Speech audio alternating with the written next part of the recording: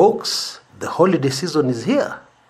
God has been so good to us that we've been able to see yet another holiday season. Christmas 2018 on to New Year 2019. Now as usual, Kumekucha is here. I'm not taking any break. How can I take a break when you have taken a break so that you listen to more of this channel? However, naturally, I have to slow down the pace of new videos I'm producing, which I guess is okay because at this time of the year, there isn't much happening. Or is there? Actually, 2018 has been a different year. Because right up to this minute, things are happening. That's the truth. Unfortunately, Chief Justice David Maraga and his wife were involved in a road accident somewhere in Nakuru. His wife was injured quite a bit, but she's okay. She's in stable condition. But both have been flown to Nairobi, earlier today. And then there's this business of Fred Matiangi versus William Ruto. Now that one does not make any sense to me. And in a minute, we'll discuss that and I'll tell you why. But first, this issue of road accidents. Now, there are many reasons why road accidents happen in Kenya. And personally, I believe there are spiritual reasons why road accidents increase dramatically as we head to the holiday season. However, having said that, I need to say something today about Kenyan drivers or people who drive vehicles in Kenya. The driving habits of Kenyans, And I'll give you a few examples. Driving at night. Now at night, visibility is dramatically reduced. Yet you'll see people on the highway at high speed. Now this one I've never understood. Because it is dark, the speed at which you're going at, if anything happens within the visibility, how far you can see, you're not going to be able to stop on time. Now, if you ever wanted to know the full meaning of the English expression, blind faith, watch Kenyans drive at night. Another quick example. When the road is downhill, you will see people going downhill at breakneck speed. I've never really understood this. Is it because they're not sure if their vehicle is going to be able to climb the hill that comes after the downhill stretch? Or is it that they want to save fuel? Hit the upward stretch with such momentum that they don't use much fuel? Well, if the issue is fuel, your life and the lives of other road users is much more precious, than money. Those few shillings, if indeed you're going to save money, I believe in many instances you don't save much. No life is worth, even if you have to save 10 shillings on every hill, no life is worth 10 bob.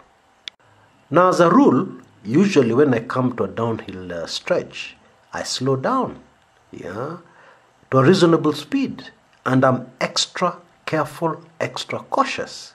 Because downhill stretches and uphill stretches are where things happen. Terrible things can happen. A heavy vehicle in front of you can suddenly stop and start rolling back. So many things can happen. And sometimes the difference between life and death is the speed at which a vehicle is going. Because if you're going at a slower speed, it's easier to think, control your vehicle, and make decisions. But at certain speeds, you cannot be able to make decisions fast enough to save your life. Now, just last week, there was a horrific accident along Mbagathi. There's a downhill stretch near Mbagathi, near the Forces Memorial Hospital. This is not even a route outside Nairobi. This is in the middle of Nairobi. Or rather, well within the borders of the CBD. Now in that accident, 4 people lost their lives. There were 3 female occupants in the vehicle, and then there was one jogger. There was a man jogging, indeed, whose body was cut into half in that accident. Yeah. And Kenyans being Kenyans, somebody took a video of the top half of his body several meters away from the bottom half of his body. Gosh. Now, female drivers are ordinarily more cautious, but this particular accident has brought question marks to my mind. Because the fact that all three occupants of the vehicle were female means that the driver was definitely a lady. So it seems even the ladies of Kenya are becoming careless in the way they drive. In fact, maybe careless is not strong enough a word. Reckless. My appeal to Kenyans during this holiday season, please be extra careful on the roads. If it is supposed to take you 5 hours to reach somewhere, do it in 5.5 hours or even 6 hours. Please, please, please, let's get away from this culture of if you do it in 3 hours, you're a hero. You're not a hero. You're a dangerous Kenyan, greatly endangering your life and those of other road users. Learn to enjoy driving a car when it's not moving at breakneck speed. If you're driving down to Mombasa for holiday, enjoy also the drive down. Yeah. Don't, I've sat in vehicles being driven by somebody else, and the whole journey has just been a nightmare for me. Yeah. Because every few minutes I have to look up as the vehicle applies almost emergency brakes. And of course, that time I'm holding my hat in my hands. Yeah. So, if you're driving down to Mombasa, why don't you plan to have 3 stops instead of 1? Instead of just stopping at Mtituande, which is roughly the halfway mark, from Nairobi to Mombasa, stop at Makindu, and have a drink, of course a soft drink, enjoy the view, look around, look how beautiful your country is. Or stop at another smaller stop called Kiundwani, which is a very rural environment.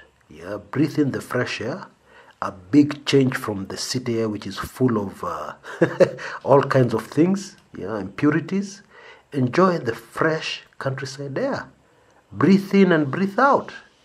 And then stop at Mtituande, as usual, and then stop again at Voi.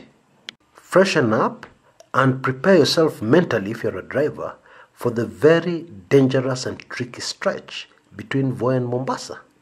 Start your journey very early, 5 or 6 a.m. in the morning, and arrive at 3 or 4 in the afternoon, having enjoyed your long drive and done some sightseeing as well. If you're lucky, the stretch between Mtituande and Voi and Mombasa, you might see an elephant. I've seen them several times. Enjoy your very beautiful, gorgeous country called Kenya, while being sensible in your driving. A car is something manufactured by a human being, and anything can go wrong. There's a very huge difference in the way your car will behave if you have a tire burst at the speed of 80 kilometers an hour, and if you have the same thing at a speed of 100 kilometers an hour or more. Now, there are very many Kenyans who will wonder what kind of speed that is I'm talking about, because they usually do 140, 150 as much as possible when they're going down to Mombasa. Folks, there are easier ways of committing suicide. Do yourself a favor. Get some exposure. Find out what happens in other countries, how people drive in other countries, and find out if the quality of their lives is reduced or curtailed because they drive at slower speeds. Wacheni ushamba. Just because the speedometer says you can go up to 200 kilometers an hour. And we have an African expression, which is used for a cup, for instance. When you put tea in a cup, you'll hear somebody saying, fikisha mahali fundi alifikisha. That means you fill the cup to the brim until it overflows. So also when you see that speedometer, I think Kenyans believe, fikisha mahali fundi wa gari alifikisha. No, guys, this is too much. Let's get sensible. Anyway, on to Matiangi versus DP William Ruto. Now, the reason why this thing makes absolutely zero sense to me is the history that Matiangi has with DP William Ruto. Guess who did the headhunting to bring Fred Matiangi into the cabinet? Because he was unknown. Uhuru Kenyatta didn't know him. Nobody knew who Fred Matiangi was. So who brought him in? It was DP William Samoei Ruto. Matiangi and Ruto are supposed to be very tight. The person who is most responsible for making Bwana Boynet, the Inspector General of Police, is also DP William Ruto. And so, when I hear a story that there's a war going on between Fred Matiangi and DP William Ruto, it makes zero sense to me. In fact, Kenyans who are keen will have noticed that this story going around doesn't make sense. The gist of the story is that DP William Ruto has been trying to do some corrupt deals, and the person who has stood in his way is Fred Matiangi. Now I'll come back to that in a minute. But in that same story, they say that there was one instance where DP William Ruto instructed Fred Matiangi, when he was CS Education, to appoint Professor Isaac Kosgei as the Vice Chancellor of Moi University. But then, as the story goes, Matiangi refused. And what did Matiangi do instead? He drafted a letter, which he then took to DP Ruto for signature. And what did DP Ruto do? He tore the letter. So my simple question is this: who is the boss here? Who is more senior, Fred Matiangi or the Deputy President of the Republic of Kenya? If Fred Matiangi has to draft letters and take to the Deputy President for signature, and yet the same Matiangi can block the Deputy President, that makes zero sense. It would seem to me that the season of planted stories has returned to Kenya. You remember at around the time of the elections in 2017, at the height of the notorious 36 bloggers, we had all kinds of very crazy stories planted in the media. Stories that had absolutely no logic behind them. I mean, if you sat down to think about them, there's no logic. Like Msando's killers being arrested in Uganda. How do you know they're Msando's killers? Folks, I think it's time we matured, because I'm even hearing talk of Fred Matiangi as a presidential candidate. Now, of course, it's Matiangi's democratic right to stand for the presidency, to vie for the presidency if he so wishes. And I believe he has the minimum basic requirements as per the constitution to vie for the presidency. But my question is, where did that one come from? What qualities are being used to start this campaign? Now, I'm also very much aware of the fact that I've disappointed a lot of people on this channel. What kind of people? The people who enjoy bashing the Deputy President of the Republic of Kenya. And notice I've used the word bashing, not constructive criticism. Because in my view, it is not fair to take fictitious stories, and just because they are bashing the person you like bashing, you just swallow them hook, line and sinker. And while it is true, there's plenty of evidence to suggest that what people are saying about the Deputy President may be true concerning corruption, that does not mean that if somebody starts peddling a story that the Deputy President of Kenya is being stopped dead in his tracks by a mere cabinet secretary. That doesn't mean that you grab such a story with your two hands and you run with it without thinking. Yes, I'm keenly aware of the fact that you can clip the wings of a deputy president. It has happened before. The wings of Daniel Arap Moi as vice president were clipped dramatically.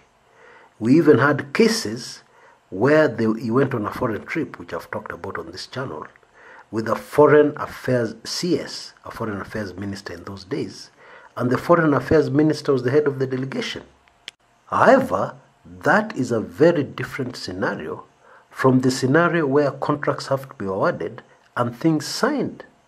A signature does not know about clipped wings. It just knows about the position, or the holder of the office, who is signing the particular document. So Fred Matiangi blocking DP Ruto, go tell that to the birds. Until next time, this is Chris Kumekucha.